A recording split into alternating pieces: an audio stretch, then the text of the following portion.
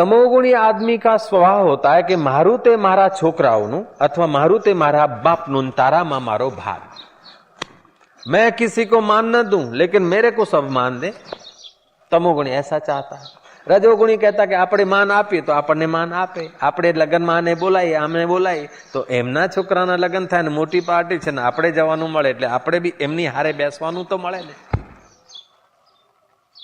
वो ऐसा करके मान के तंतु, मान मिलने के लिए वो संबंध के तंतु जोड़ता रहता है और संबंध के तंतु जोड़ते जोड़ते इतना बहिर्मुख हो जाता है कि जिससे संबंध जोड़ना चाहिए उसके लिए उसको फुर्सत ही नहीं मिलती है और आखिर जगत से अपमानित होकर चला जाता है। और हमें याद रहना चाहिए कि कितना भी मान मिलेगा तो इस बॉडी को, शरीर को देखकर लोग मान देंगे और शरीर को कितना भी तुमने मान से सजाया, अंत में देखो मृत्यु आकर इसका अपमान कर देगी। डेकलू फाटी जाए, मोड़ुआ शब हो जाने पर कितना अपमान होता है। लोग बांधते रस्सों से, जिसको मान दिलाए उसको तो रस्सों से बांधकर अर्थी पर शमशान यात्रा ले जाना है, ये मन को हम याद दिलाएं और फिर उसके ऊपर लकड़े रखे जाएंगे और आग दी जाएगी जिसके मान के लिए हम परेशान हो रहे हैं। जयराम जी तो कहना पड़ेगा ना, श्री राम। वे वही ऐसा बराबर रखना चाहिए। लड़के की शादी अमुक जगह पे होनी चाहिए, लड़की की शादी अमुक जगह पे जानी चाहिए, घर का डेकोरेशन ऐसा होना चाहिए, ऐसा मकान होना चाहिए, इस लत्ते में होना चाहिए, ये होना चाहिए, वो होना चाहिए। हम कितना कितना करते हैं, क्यों? मोभो मान।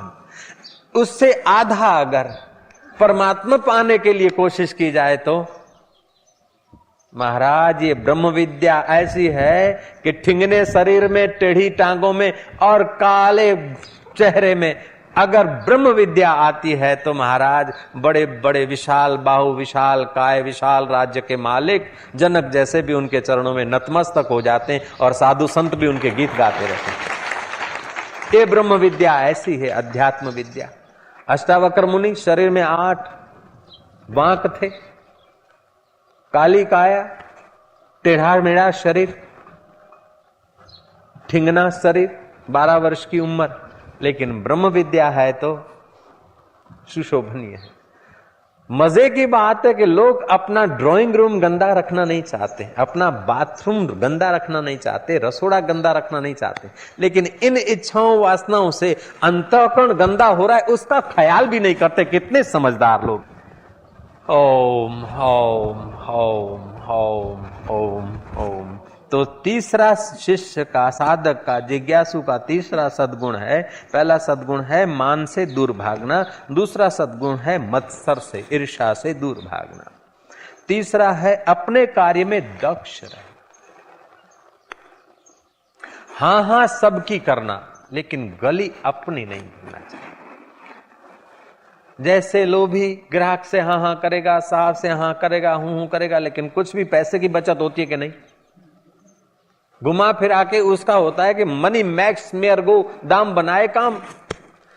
तो जैसे लोभी कैसा भी माल वैरायटी खरीदेगा, किसी भी ढंग से बेचेगा, लेकिन उसका लक्ष्य है मुनाफा, रुपया। ऐसे ही साधक का लक्ष्य होना चाहिए कि अचलता, परिस्थितियों के वावे जोड़े हमारे चित्त को चलित न कर दे, इसलिए वो दक्ष रहे। सुख भी आ जाए तो दक्ष रहे, दुख भी आ जाए तो दक्ष रहे। एक लॉजिकल सिद्धांत है, वैदिक सिद्धांत है कि आप जितने अंश में अपने अंतर्यामी के करीब होते हो, जाने अनजाने, उतना जगत की चीजें तुम्हारे तरफ खींचकर आती है। और जो आपने जगत की चीजों का, जगत के संबंधों का अवलंबन लिया और अपने आप से दूर चले गए, उतनी जगत की चीजें आपका त्याग कर देती है। जैसे लोहा का टुकड़ा लोहे चुंबक से चिपका है तो छोटे छोटे लोहे के कण उसको चिपक जाएंगे। वे तब तक चिपके रहेंगे जब तक वो लोहे का टुकड़ा लोहे चुंबक से लगा है। लोह चुंबक का त्याग करते ही लोहे के कण उसका त्याग कर देते हैं। ऐसे ही हम लोग उन चीजों के अधीन होते हैं तो वे चीजें दूर भागते और हम उनके गुलाम हो जाते हैं। और हम अपने करीब आने लगते हैं, निस्वार्थ भाव से कर्म करते हैं तो जगत की चीजें अपने आप मान आदि आकर्षित होकर आते हैं। तो संसारी आदमी सत्कर्म करे, मान की इच्छा न रखे, तभी भी उसका मान रह जाता है, यश रहता है। यश की इच्छा से जो लोग काम करते हैं उनका यश नहीं टिकता। मान की इच्छा से जो लोग काम करते हैं उनको इतना मान नहीं मिलता। लेकिन मान और यश की इच्छा बिना करने योग्य सत्कर्म करते हैं और मान और यश ईश्वर के चरणों में अर्पित कर देते हैं तो ईश्वर उनका मान और यश बढ़ाने में जरा कमी नहीं रखते, कोर कसर नहीं रखते। सुन लो शबरी के पैगाम को, सुन लो मीरा के जीवन को, रोहिदास चमार के जीवन को। और जो अपने कार्य में, अपना कार्य क्या है कि प्रकृति के गुण दोष से बचकर अपने आत्मा में जगना, ये अपना काम है। आत्मा किसी गुण से, किसी कर्म से, किसी अवस्था से दोषित नहीं होता है, लेकिन प्रकृति के कार्यों में अहंता रखने से जीव का विवेक क्षीण हो जाता है। इसलिए वो अपने आत्म स्वभाव का अनुभव नहीं कर सकता है और आत्म स्वभाव का अनुभव न करने के कारण ये जीव संसार के क्षणिक सुखों से आकर्षित होकर जन्म मरण के चक्र में पिसा जा रहा है। उसको निज का सुख बेचारे को नहीं मिला, उसलिए इच्छा वासनाओं के सुख के पीछे इसने करोड़ों जन्म बिता दिए।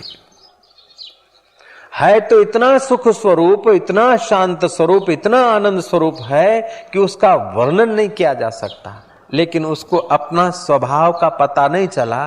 तो प्रकृति के गुणों में अहंता ममता करने से ये जीव दुख का भागी हो गया।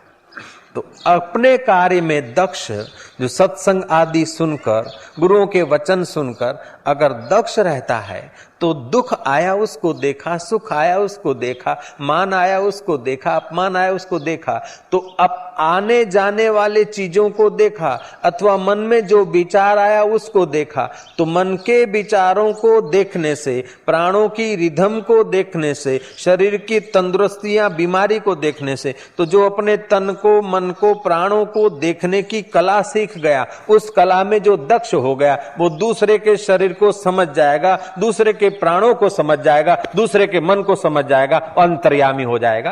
तो अपने कार्य में दक्ष, work while you work, play while you play, that is the way to be happy and gay. लेकिन वो वर्क वाइल यू वर्क तो जिसकी जो नौकरी है, जिसका जो धंधा है, जो जिसका काम है, उसमें दक्षता ये व्यावहारिक लोगों का है। आध्यात्मिक जगत का दक्षता यह है कि कुछ भी करो लेकिन अपने आत्मज्ञान के तरफ आगे बढ़ रहे या पीछे जा रहे।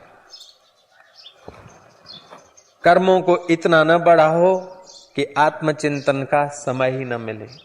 संबंधों को इतना न बढ़ाओ कि जिससे संबंध जोड़े जाते हैं उसका ही पता न चले। हम लोगों ने संबंध इतने बढ़ा दी है कि जिससे संबंध जोड़े जाते हैं उससे तो हमने अन्याय कर दिया। तो बाहर के संबंध फिर महाराज मुंह में सीटी बजाते। बाहर के संबंध, अगर जिससे संबंध जोड़े जाते उसके लिए समय नहीं निकाला तो बाहर के संबंध ठोकर मारे बिना नहीं रहेंगे।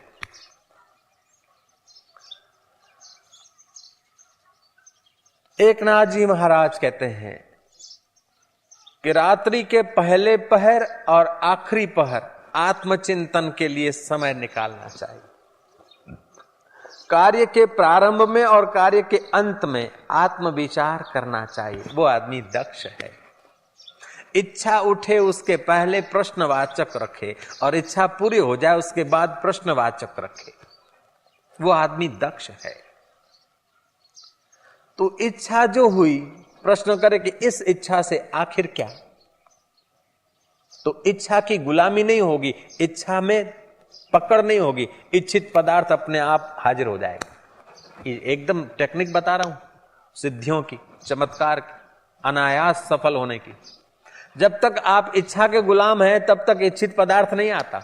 आप यश की इच्छा रखोगे तो यश नहीं होगा, मान की इच्छा रखोगे तो मान नहीं मिलेगा। मान की इच्छा को अंदर से सचमुच में निकालने से मान होने लगेगा, यश की इच्छा हटने से यश होने लगेगा। धन की इच्छा हटने से ही धन अपने आप आपका पीछा करेगा। ऐसे सैकड़ों लोगों को मैं जानता हूं, जिस समय उनको धन की तीव्र इच्छा थी उस समय उनको रोजी रोटी कमाना परिश्रम लगता था। जब आध्यात्मिक रास्ते गए और धन की इच्छा ने करवट ले ली भगवत इच्छा में, तो धन उनके पीछे आदू खा के पड़ा। ऐसे कई लोगों को मैं जानता हूं। ऐसे लोग हों वो हाथ ऊपर करे जाहिर में, लेकिन इनकम टैक्स का जमाना है, रुके रहो। ओम ओम ओम ओम। जय श्री राम। तो मान की इच्छा छोड़ते, और उसका मतलब ये नहीं कि चलो हम मान की इच्छा नहीं करते तो देखे कौन मान देता है। तो मान की इच्छा है, भीतर से सचमुच में मान की इच्छा हटने से मान मिलेगा। सुख की इच्छा हटने से परम सुख के द्वार खुल जाएंगे। तो अपने कार्य में दक्ष होना चाहिए, तीसरा सद्गुण है साधक का। चौथा है ममता रहित होना। ममता जो है, देह में अहंता होती है और देह के संबंधियों में ममता होती है। हकीकत में देह सदा नहीं रहेगा तो देह के संबंध सदा कैसे रहेंगे।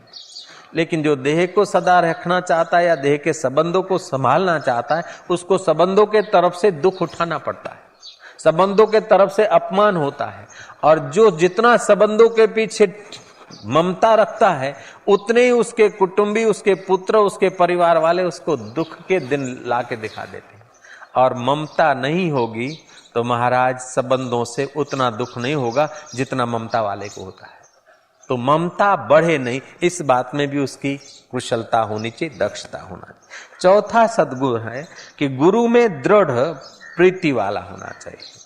तो जैसे हम अपने प्राणों को प्यार करते हैं, अपने देह को प्यार करते हैं, अपनी मैं को प्यार करते हैं, ऐसे ही गुरु की मैं को अगर प्यार करने लागे तो अपनी मैं गुरु के रूप में बदल जाती। गुरु में दृढ़ प्रीति वाला। भगवान शंकर ने पार्वती जी को उस नाते कहा, करोड़ों जन्म के यज्ञ तप व्रत ये सब गुरु के संतोष मात्र से फलित हो जाते हैं।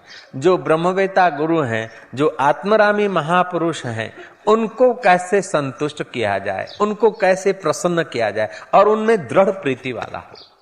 उन महापुरुषों में अगर दृढ़ प्रीति होती है तो संसार के विकारों की प्रीति घट जाती है।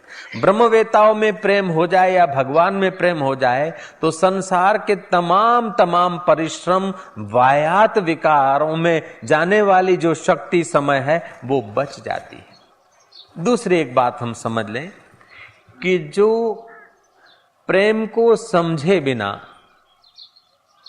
संसार से प्रेम करते हैं वे दुखी होते हैं, और जो प्रेम को समझे बिना संसार का त्याग करते वे भी दुखी होते हैं। फिर से कह दूं, जो प्रेम रस को समझे बिना संसार में प्रेम खोजते हैं वे दुखी हो जाते हैं। जो प्रेम रस को समझे बिना संसार में सुखी होना चाहते हैं या प्रेमी होना, संसार के प्रेमी हो जाते हैं, वे अंत में हताश, निराश, पश्चाताप की खाई में गिर पड़ते हैं। और जो ठीक प्रेम को समझे बिना संसार का त्याग कर लेते हैं, उनको भी अंत में धोखा मिलता है। कबीर जी ने कहा, प्रेम न खेतों उपजे, प्रेम न हाट बिकाए, राजा चहो प्रजा चहो, शीश दिए ले जाए। अपना अहंता जितनी जितनी मिटती जाएगी उतना उतना स्वभाव में प्रेम बढ़ता जाएगा। जितनी जितनी अहंता होती है उतना प्रेम का हिस्सा दूर चला जाता है। बच्चा निर्दोष है, अहंता नहीं है तो प्यारा लगता है। उसकी जरा सी मुस्कान, तोतड़ी भाषा, अशुद्ध भाषा, ग्रामर का कोई ठिकाना नहीं। पानी को आई बोलता है, रोटी को मम बोलता है, पिताजी को बब्बा बोलता है, मम्मी बोलता है, डीडी भी ठीक से नहीं बोल सकता है। महाराज, एक लड़के से पूछा कि तुम पप्पा मम्मी डैडी में क्या पसंद करते हो? बच्ची ने कहा, हम डैडी पसंद करते हैं। पिताजी क्यों नहीं बोलते हो? माताजी क्यों नहीं बोलते हो? बोले, माताजी पिताजी बोलने से हमारा जो पफ पाउडर लिपस्टिक के होठों की लाली है ना, वो खराब हो जाती है। डेडी बोलने से लाली खराब नहीं होती है।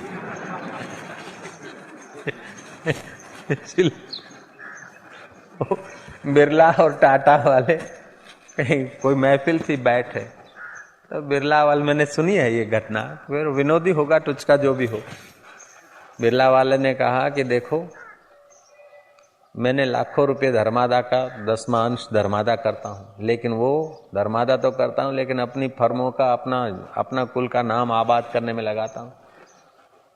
मंदिर तो लक्ष्मी नारायण का है, लेकिन लोगों को मैंने उल्लू बना दिया। कहां जाते हो कि बोले बिरला के मंदिर में, नाम रख दिया बिरला का मंदिर। मंदिर में तो होते लक्ष्मी नारायण, लेकिन नाम रखते हैं बिरला मंदिर, बिरला मंदिर, बिरला बिरला बिरला। तो सब धार्मिक आदमी बिरला बिरला बिरला। कहां जा रहे कि बिरला के मंदिर में, बिरला के मंदिर, बिरला के मंदिर। हजारों लाखों धार्मिक आदमियों को उल्लू बनाया। जय जय। કોનું મંદિર, ક્યાં જાઓ તો કયા મંદિરમાં, કે બિરલાના મંદિરમાં જઈશ। મંદિર હોય લક્ષ્મી નારાયણનું, હોય સત્યનારાયણ ભગવાનનું, હોય કાશી વિશ્વનાથનું। કાશીમાં છે, ક્યાં જાઓ છો કે બિરલા મંદિર। तब टाटा कंपनी के मालिक ने कहा कि अरे तुमने क्या लोगों को उल्लू बनाया, तुमने तो लाखों रुपए खर्च किए और ट्रस्टें बनाई, मैनेजमेंट किया, मैनेजर रखे और फिर बिरला बिरला चला। मैंने तो कंपनी का नाम ही ऐसा रखा कि बच्चा पैदा हो तो हमारी कंपनी का नाम लेता हुआ आए, टाटा टाटा टाटा टाटा टाटा।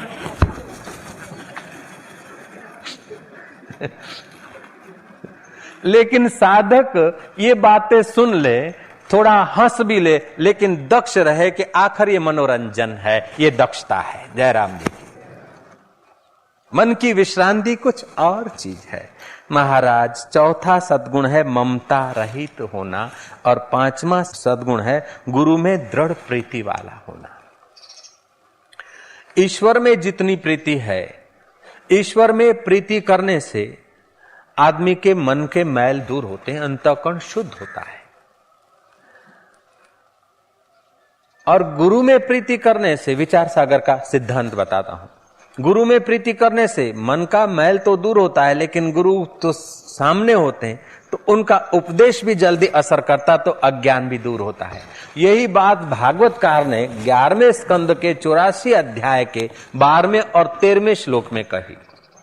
वसुदेव जी ने जब यज्ञ किया तो साधु ब्राह्मण यज्ञ में प्रविष्ट हो रहे थे। भगवान कृष्ण ने उनके चरण प्रक्षालन का काम किया।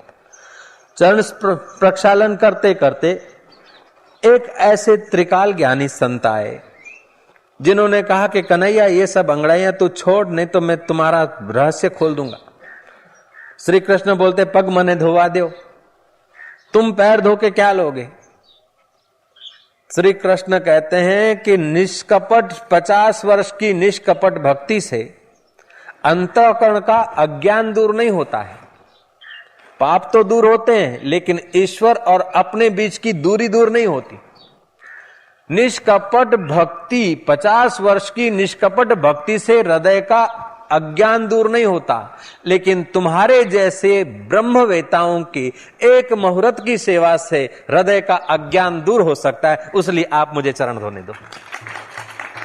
हाड़ मास के देह को जो मैं मानता है और देह से पसार होने वाले पुत्रों को, पुत्रियों को, परिवार को मेरा मानता है, जलाशयों में तीर्थ बुद्धि करता है, धातुओं की बनी हुई मूर्ति में भगवत बुद्धि करता है, लेकिन जिनके दिल में भगवान प्रकट हुए ऐसे महापुरुषों का जो संग नहीं करता, वो साक्षात गधा है। मैंने कल ये बात सुनाई थी कि एक बार पांडव जंगल में ऐसी जगह में उलझ गए कि बड़े प्यास ने उनको घेर लिया। भूख प्यास से थके, चलना बड़ा मुश्किल सा हो रहा था। सबसे छोटा भाई को भेजा कि तू जा, जरा देख कहीं पानी हो तो तू पिया, खबर ले आ। सहदेव गया, एक तालाब दिखाई पड़ा, और ज्यों पानी लेने को खुबा भर के पीने को गया, त्यों वहां से गेबी आवाज आया कि सहदेव सावधान, मैं इस तालाब का अधिष्ठाता हूं। यक्ष ने कहा, इस तालाब का पानी पीने के पहले मेरे प्रश्न का उत्तर दे। अगर उत्तर देगा तो पानी पी सकेगा, और यहां धन है वो भी तुझे दे दूंगा। अगर उत्तर दिए बिना पानी पिया तो तुम मर जाओगे। प्यास ने इतना जोर पकड़ा था कि यक्ष की सुनी अनसुनी कर दी, और जो पानी होठों पर रखा महाराज, सहदेव चल बस, वहीं लेट गए। नकुल आए, उनका भी ये हाल हुआ। भीम आए, भीम, अब भीम भी महाराज लेट गए शबासन में। पानी पीते ही भीम ने भी सुना, बस ये प्रक्रिया चारों भाई। आखिर युधिष्ठिर महाराज ने देखा कि जो जाता है वापस नहीं लौटता, क्या बात है। उसी दिशा में गए, देखा तो चारों एक तालाब है। प्यास लगी, तालाब के तरफ जाते जाते देखा कि भाई पड़े हैं। अब भाइयों को बाद में आकर जगाता हूं, प्यास ने प्राण प्यारे होते हैं, भाई से भी अपने प्राण ज्यादा प्यारे होते हैं। भाइयों को बाद में आकर देखता हूं, जरा पानी का चुल्ला तो पी लूं। यक्ष का आवाज आया कि युधिष्ठिर सावधान, तुम्हारे 4 भाइयों की जो मैंने हालत की वही तुम्हारी करूंगा। अगर मेरे प्रश्न का उत्तर नहीं दिया तो मेरी शर्त है कि इस तालाब का पानी तुम तभी पी सकते हो जब मेरे प्रश्न का उत्तर दोगे, अन्यथा आपने अवहेलना कर ली तो जैसे आपके 4 भाइयों ने अवहेलना की और उनको मैंने कर दिया जमीन दोस्त, ऐसे आपकी स्थिति होगी। इसलिए कृपा करके आप मेरे प्रश्न का उत्तर दीजिए ताकि मेरी सद्गति हो और आपको भी तालाब का पानी धन मैं अर्पण कर दूंगा। युधिष्ठिर ने कहा, क्या तेरा प्रश्न है? यक्ष ने कहा, सदा प्रसन्न कौन रहता है? जानने योग्य, पाने योग्य तत्व क्या है? जिसको जानने से कुछ जानना बाकी नहीं बचता, जिसको पाने के बाद और कुछ पाना बाकी नहीं रहता, जिसमें स्थिर होने के बाद बड़े भारी दुख से भी आदमी चलित नहीं होता, और जिसको पाए बिना जीव अनाथ हो जाता है, और जिसको पाने के बाद जीव का कभी कुछ बिगड़ता नहीं, और जिसको न पाने के बाद कभी कुछ सुधरता नहीं, उस तत्व को, जिस तत्व को न पाने से उसका कुछ भला नहीं हुआ और उस तत्व को पाने के बाद उसका कभी कुछ बिगड़ता नहीं, ऐसा कौन सा तत्व है? जयराम जी बोलना पड़ेगा ना ये बात। ओम ओम कृष्ण कन्हैया लाल की, रण छोड़ो राय की। और तीसरा प्रश्न है कि इस जगत में आश्चर्य क्या है?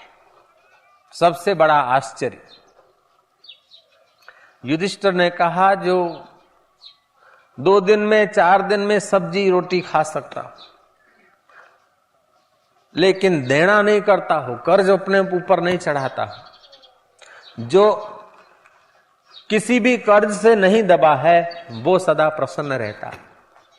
कर्ज 2 प्रकार का होता है, एक व्यवहारिक कर्ज होता है, दूसरा धार्मिक कर्ज होता है। व्यवहारिक कर्ज रुपयों पैसों का है, और जिसके ऊपर कर्ज का ब्याज का घोड़ा दौड़ रहा है वो सुखी कैसे? 2% 2% 20 आने अपनी सत्यानाश कर दी। આપણે તો 40 રૂપિયા જ ભરવાના, રેડિયો 40 રૂપિયા में રેડિયો આવે, પછી તો હપ્તા જ ભરવાના છે।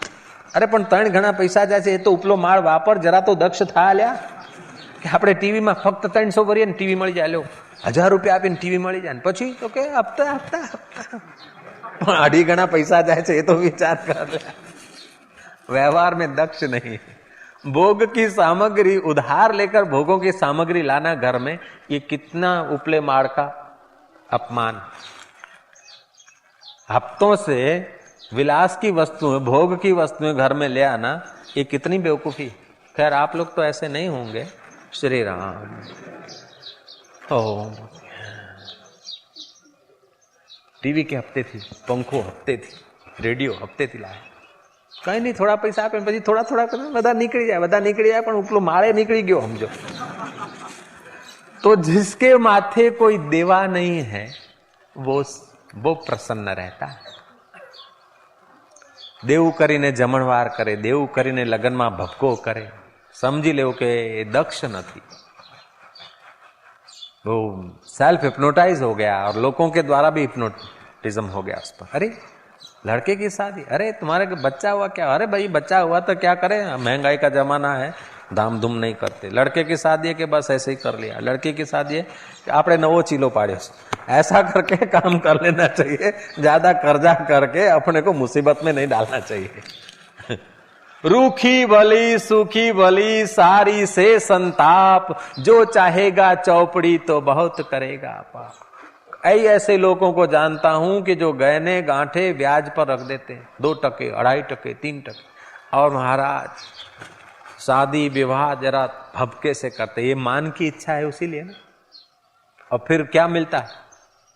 ब्याज के नोटिस आते, अपमान होता है, और रात को नींद नहीं आती, भैया ब्याज चढ़ो, टपड़ वपड़ ब्याह सब ब्याज में पूरा थी। क्या हाल है? मर जाऊं तो अच्छा। अरे मरने में कोई सार नहीं, जीने का अक्कल उपयोग करता, जरा दक्ष हो जाता, कथा सुनता, संतों के पास जाता, जीने की कला सीखता। मरने के लिए थोड़े जन्म हुआ है। जन्म हुआ है साक्षात्कार के लिए, जन्म हुआ है अपने घर में आने के लिए, हजारों लाखों जन्मों के अंत को करने के लिए मनुष्य जन्म हुआ है। चिंता के कोलू में पीसने के लिए थोड़े मनुष्य जन्म हुआ है। लेकिन हम लोगों को जीने का ढंग नहीं है, तो ये महाराज 2 रोटियों के लिए न जाने क्या क्या क्या क्या 2 रोटियों के लिए नहीं करते, मान के लिए करते हैं, दिखावे के लिए करते हैं, और ऐसा ऐसा करते हैं कि महाराज छूटना मुश्किल हो जाता है। ईश्वर का चिंतन तो दूर हो गया, बस रुपयों का ही चिंतन। वही माई बाप, वही खुदा हो जाता है, सुबह शाम वही खुदा, अपना डॉलर रुपया खुदा हो गया। ओम ओम ओम ओम। जीने का ढंग नहीं, दक्षता नहीं, व्यवहार में कुशलता नहीं। तो पहला प्रश्न था यक्ष का कि सदा प्रसन्न कौन रहता है? कि जिस पर कोई कर्ज नहीं है, कोई देवा नहीं। आप लोग तो देवा करके कोई फर्नीचर नहीं बसाते होंगे, लेकिन कोई बसाता हो ना तो उसको ये यक्ष की कथा सुना देना आप लोग। जय जय। 2 प्रकार के देवा होता है। एक तो ये रुपए पैसों का देवा होता है, हफ्तों आदि का। दूसरा देवा होता है देव ऋण, ऋषि ऋण, पितृ ऋण और शास्त्र ऋण। माता पिता ने हमें पाला पोषा बड़ा किया, तो हमारा कर्तव्य है कि बुढ़ापे में उनकी हम सेवा करें, नहीं कि शादी करके चले जाएं, नहीं तो उनका कर्जा रहेगा। माता पिता ने हमें उछेरा है, बड़ा किया है, तो हम भी उनकी सेवा करके बदला चुकाने की कोशिश करें। ये पितृ ऋण हो गया। देव ऋण, वो देव बरसात आदि होता है तो उस देव को भी प्रणाम आदि किया, होम हवन करके, यजन पूजन करके उनके ऋण से उत्तीर्ण। ऋषि ऋण, ऋषि महापुरुषों ने अपने खून का पानी बनाकर भी हमारे लिए नए नए अनुभव खोजे, आविष्कार किए, और हमको जीव में से जगाकर अपने शिव पद में ले जाने के लिए जिन्होंने कोशिश की, ऐसे ऋषियों की स्मृति करके अपने हृदय में ऋषियों के लिए मान और प्रेम भर के अपने हृदय को पवित्र करें और ऋषियों के आदेश के अनुसार अपने जीवन को ढालें, तो समझो ऋषियों का ऋण हमने चुका दिया और प्रसन्नता आ जाएगी। और चौथा होता है शास्त्र ऋण। अगर शास्त्र न होता तो मानवी खाया पिया कमाया और सो गया, फर्नीचर बढ़ाया, वो बढ़ाया, आखिर में पशु जैसा जीवन जी के चला गया। लेकिन शास्त्र त्याग, तपस्या, सेवा, उदारता, नम्रता, ये सद्गुण देते हैं। तो जिन शास्त्रों से हमें सद्गुण मिले हैं, जिन शास्त्रों से हमें आत्मविद्या मिली है, वे शास्त्र और उन शास्त्रों का ज्ञान हमको जिनके द्वारा मिला है, जिन ऋषियों के द्वारा मिला है, जिन शास्त्रों के द्वारा ज्ञान मिला है, वो उनका हम पर कर्जा है। वो कर्जा जब हम दूसरों तक पहुंचाएं तो उस कर्जे से हम मुक्त हो जाते हैं, इसलिए हमारी प्रसन्नता होती है। और ये हम लोगों का अनुभव होता है। जब हम ऋषियों का और शास्त्रों का प्रचार प्रसार करने का सुअवसर पाते हैं, तब हमारे चित्त में विशेष प्रसन्नता होती है, आनंद होता है। तो युधिष्ठिर महाराज का वचन शतांश सत्य है कि जिस पर कोई ऋण नहीं है, जिस पर कोई कर्जा नहीं है, वो सदा प्रसन्न रहता है। जब देखो प्रसन्नता नहीं है तो याद करना चाहिए कि कोई न कोई कर्जा है, कोई न कोई कर्जा है, उसीलिए प्रसन्नता नहीं तो प्रसन्नता तुम्हारा स्वभाव है।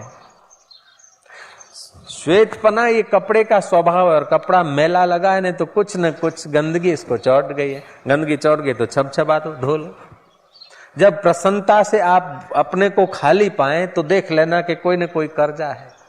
शास्त्र का कर्जा है तो थोड़ा शास्त्र पढ़ लो, ऋषियों का कर्जा है तो थोड़ा ऋषियों के अनुभव को अपने हृदय में ले आओ, ऋषियों को प्रसन्न करने का कुछ आयोजन कर लो। माता पिता का कर्जा है तो मातृ-पितृ सेवा करके अपने से अपने को पवित्र कर लो, तो वो आदमी प्रसन्न रहता है। और प्रसन्न आदमी की बुद्धि ठीक निर्णय करती है। सदैव प्रसन्न रहना ईश्वर की सर्वोपरि भक्ति है। जो प्रसन्न नहीं रह सकता वो ईश्वर की क्या भक्ति करता है? वो अपने को जो खुश नहीं कर सकता वो ईश्वर को क्या खुश करेगा? सदैव प्रसन्न रहना ईश्वर की सर्वोपरि भक्ति है और सदैव निर्भय रहना ये अपनी भक्ति है। जय राम जी की। महाराज दूसरा प्रश्न है यक्ष का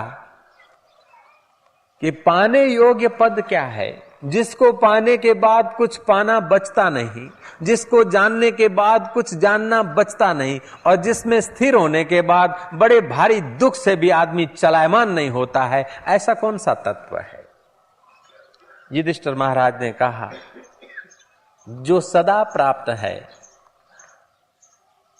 अप्राप्त की भ्रांति मिटने से जो पाया जाता है, वो अपना आपा अपना मैं शुद्ध रूप से जिसने जान लिया, जिसने आत्मज्ञान पा लिया, उसने सब कुछ पा लिया।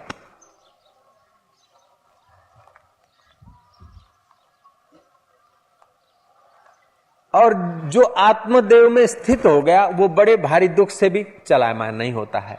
तो पाने योग्य पद है आत्मपद। यक्ष के पाप दूर हुए क्योंकि आत्मज्ञान की चर्चा सुनी पवित्र युधिष्ठिर के मुखारविंद से। तीसरा प्रश्न था कि आश्चर्य क्या है?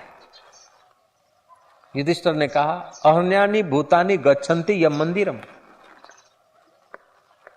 अहर्निश भूत प्राणी मनुष्य यम मंदिर जा रहे हैं, सब भागे जा रहे हैं मौत के तरफ, लेकिन दूसरे यहीं अपना किला गाड़ना चाहते, यही मजबूती पायो कि 4 फुट नो करो कि मैं तो 4.5 फुट नो पायोगा, तू 14.5 फुट नो करने 4000 फुट नो पायो करने पण क्या लगी रही सही तू ये तो विचारी ले भाई।